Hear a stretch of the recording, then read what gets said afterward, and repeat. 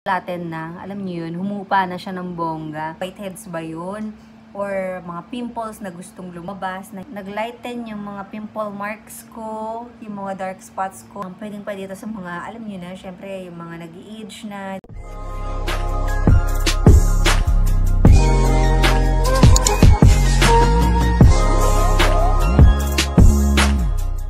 Hello! Naglagay lang ako nitong Vibrant Skin Illuminating Toner. Ayan. So, actually, paubos na siya. Siguro, mga 3 gamitan na lang to. Or 3 to 5, ganyan.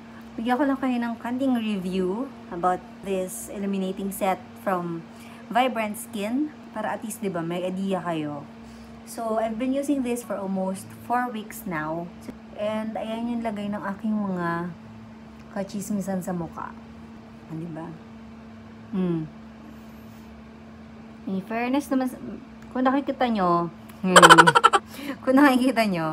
may mga butlig-butlig pa ako dyan, ayun, Tapos dito rin sa kabila, ganun. Pero, yung mga pimples ko, nag-dry na. Ito, bago lang to, pero hindi siya masakit, hindi rin siya makati. Ayan, nag-dry na siya, yung mga pimples ko, and nag-flatten na. Alam niyo yun, humupa na siya ng bongga. So, may mga butlig-butlig lang ako na maliliit dyan, na hindi ko alam kung whiteheads ba yun, or mga pimples na gustong lumabas, na hindi makalabas. Yung mga ganong effect, ganyan. Tapos, kung napapansin nyo, kahit papano, nabawasan yung mga dark spots ko dito.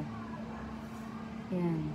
And natuyo yung mga pimples ko. After kong gamitin tong illuminating toner ng Vibrant Skin, sinusunod ko yung Vibrant Skin Illuminating Serum, which is this one. Ayan. Very minimalist and chic yung, kaya parang elegant tignan yung packaging nila ng serum. Kaya yung toner, ni-claim nito na it's brightening and repairing. Ayan, nandyan siya sa baba.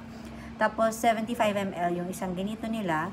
And, nakalagay dito sa likod na illuminating toner, give your skin that extraordinary glow with Vibrant Illuminating Toner. Collagen peptide and alpha deoxyarbutin help brighten the skin. So, as you can see, nag-brighten din yung skin ko. Second is Morus alba and licorice extract.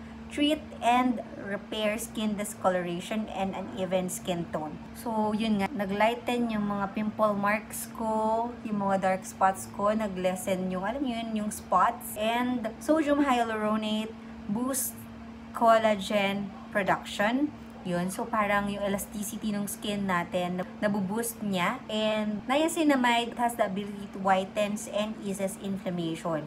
Ayun, alam naman natin yung niacinamide, diba? Sikat na ingredient sa mga skincare products. Anyways, meron din dito naka-indicate na how to use, precautions, and ingredients. So, nga sinabi ko kanina, ingredients, yun yung mga key ingredients ng illuminating toner nila. And also, naka-indicate din dito yung expiration, which is July 2023 and made in Philippines. So, next is the serum nga. Itong serum nila, siguro hanggang ngayon ko na lang talaga siya magagamit or hanggang bukas. Ewan ko, parang gusto kong antiperin. Kung una kasi ang ganyan, siguro half nito or more than half yung nagagamit ko sa isang araw. Kasi morning and evening ko siya ina-apply sa skin ko.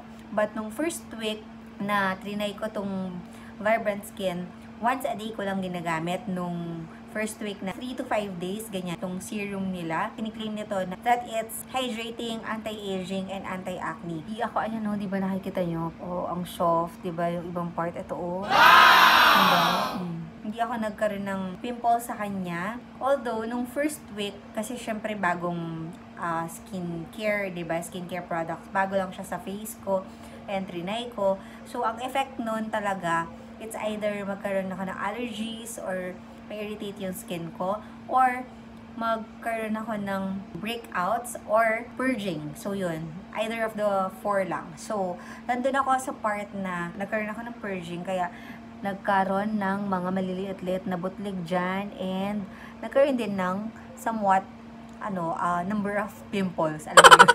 Yung nagkaroon din ng mga ilan-ilang pimples dyan, yan, kagaya niyan, di ba? Pero ito kasi, magkakaroon na ako, siguro, kaya hormonal changes, or maybe, stressed lang ako, or it's just, pag nagpupuyat ka, di ba? So, yun, maraming factors, or yung minsan, yung kinakain, pag medyo over ka sa chocolates, or sa oily foods, ganyan, yun, medyo, yun yung nagte-trigger para nagkakaroon tayo ng pimples, but not necessarily yung ginagamit mong product. So, yeah, nag-purging ako dito sa product na to sa first week na ginamit ko siya. And then, following week and until now, ayan, nakikita ko nung mga etong second to third week na parang medyo gumaganda na yung skin ko, yung mga pimples ko na naglabasan, yung mga whiteheads na naglabasan dyan sa part na to. Kasi dito lang din talaga ako nagkaroon. Although, nagkaroon din ako dito sa part na to, ayan.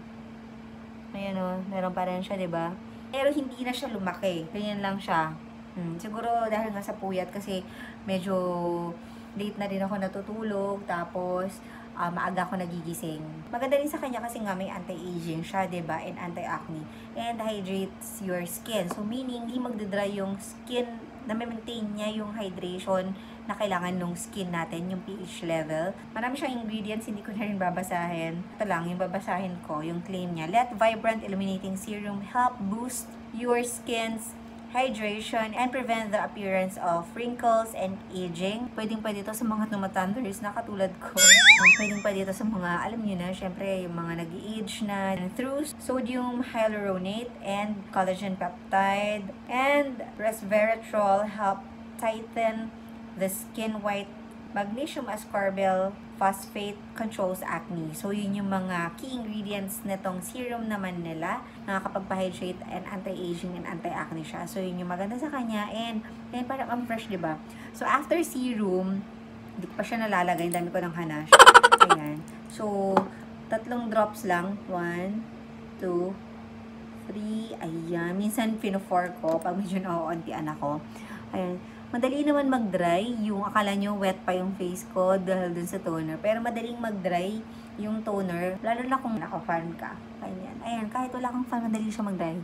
Also, yung serum, madaling ma-absorb ng skin. Ayan, o, diba? Pero itong serum, mafe-feel mo talaga na at first, pag in-apply nyo siya, medyo malagkit.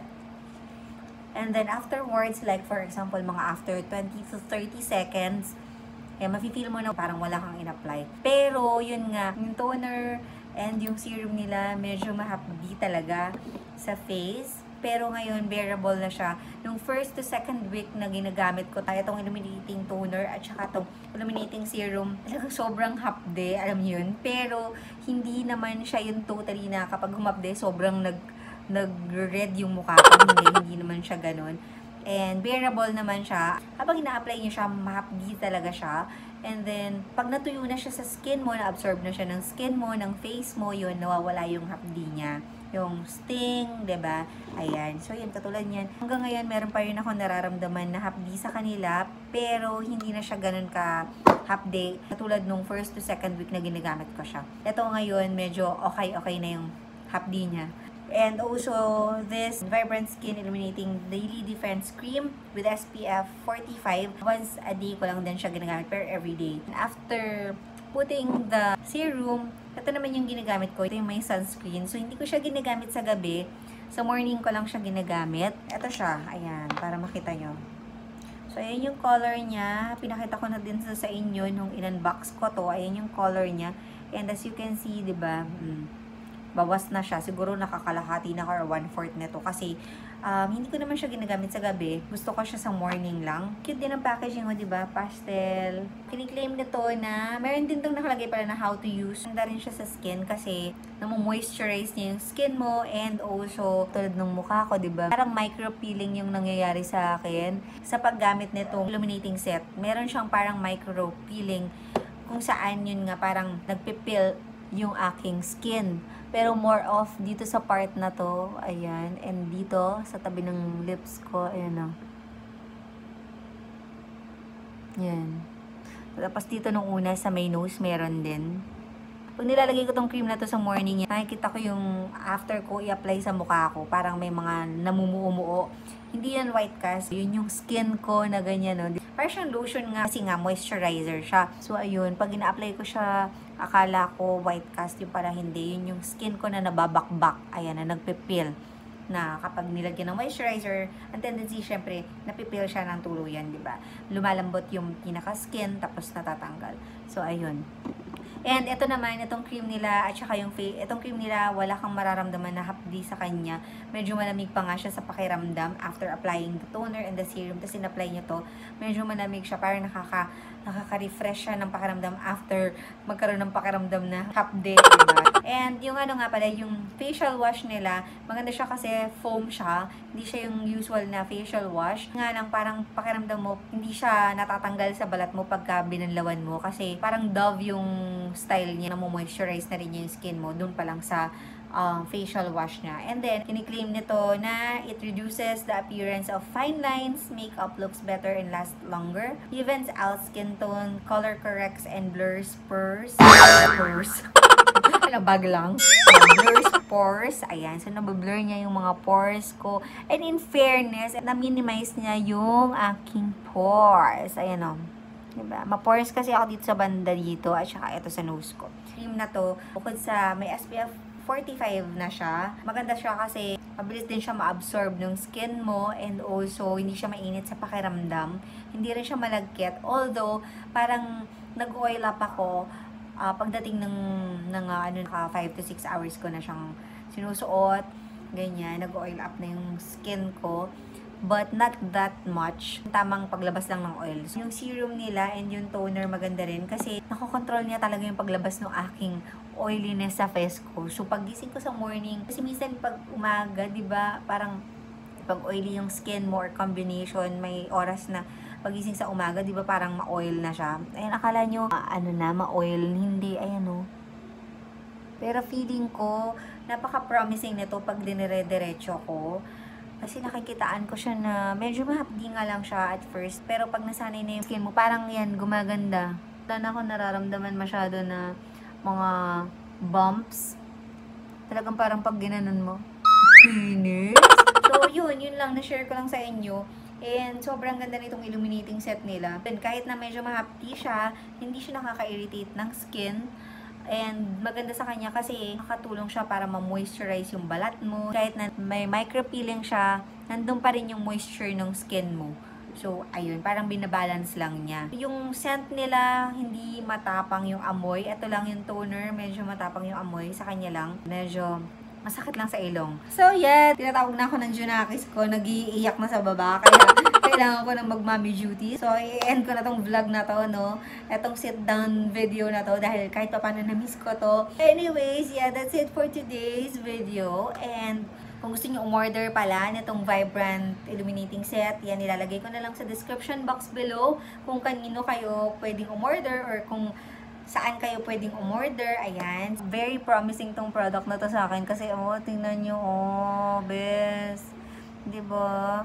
So, yun lang yung share ko sa inyo about this Vibrant Skin Illuminating Set. Meron pa akong glowing set ng Vibrant Skin. So, ito na nga yung aking ipapag-giveaway, no? But first, syempre, yung kompleto mechanics nitong giveaway na to is in the description box below na rin. Below na din. Ayan, Vibrant Glowing Skin Care Set. O, diba? Pag inopen mo siya, yan.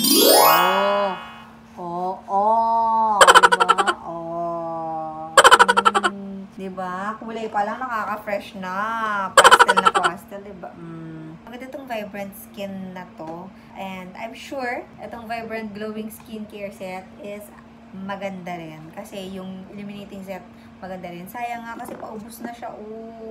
Hindi ko talaga, tinitipid ko lang talaga. Parang maganda kaya. Maganda sa balat kahit na nagpipil pa ako.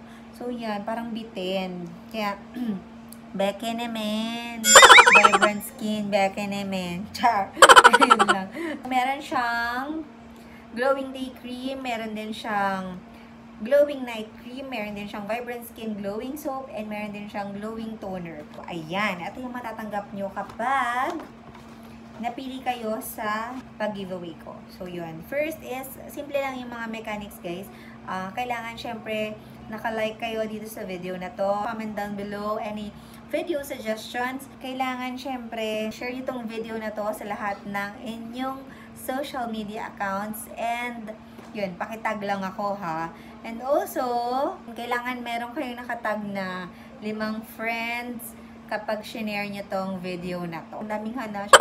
Anyways, sana meron kayong natutunan at nag-enjoy kayo dito sa video na to. And yun nga pala, last is, make sure na nakasubscribe kayo dito sa aking YouTube channel. And also, make sure na nakafollow kayo sa Instagram account ko, I am Kim Tadeo.